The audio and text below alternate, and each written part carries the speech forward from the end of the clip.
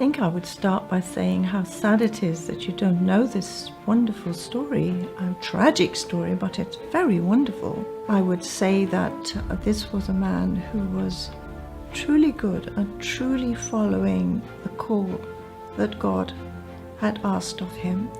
The model of Husayn, the model of social justice, the model of advocacy is something that we can find in all faiths, but there's a wonderful illustration in Islam.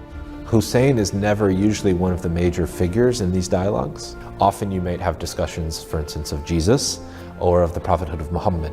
Husayn doesn't figure very often. He was somebody who I think waited quite a number of years before he would even take up leadership, and I think that's something I see in Husayn's life, that he obviously had a sense of duty. Outside of the Islamic traditions, there's very little known about him. And here is a model of a spiritual leader, of a religious leader, of a political leader, who actually, I think, could speak much more broadly to the world. It would be nice to include Husayn in the sort of pantheon of religious greats that often people talk about. Moses, Jesus, Buddha, Mother Teresa, Martin Luther King, these names that people regularly know. You're dealing with a really tragic event that took place in real history, you know, a handful of people, and outnumbered by a vast army, and deprived of water, women and children. So it's a tragic, terrible story.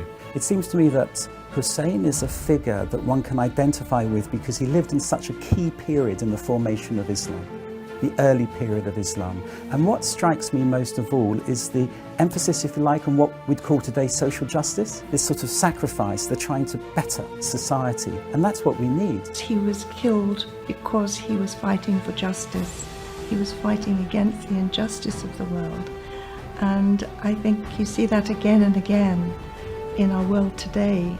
Because the story that's there about fighting against injustice, of a small group who stands up against the tyranny of the many.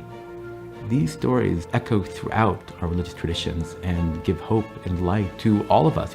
The Battle of Kerbala is a tragic moment in the early Islamic tradition. It's a marker of a split that was beginning to burgeon that now went seemingly irreconcilably apart.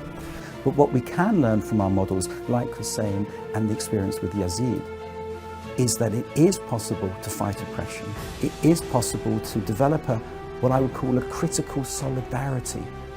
And how much easier is it to develop that solidarity with partners in faith? I might not have the same faith as you, but I'm a partner on the same journey as you. And I respect your position, I respect your faith, I respect your claim to truth. All I ask is that you respect mine.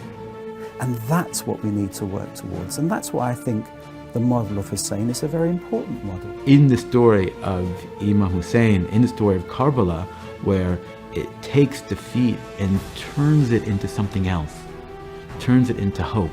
Because there is so much in that story that affects us in today's world, I think. It's speaking to us down the centuries and what is going on in the world today. There's so much in that story. He really is a model for all humankind, really.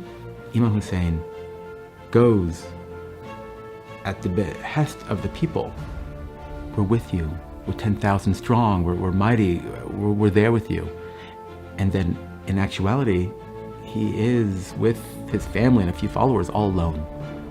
The impact of the story is that it's a historical tragedy, and any great any moment like that where people resist heroically is a powerful story that transcends its context.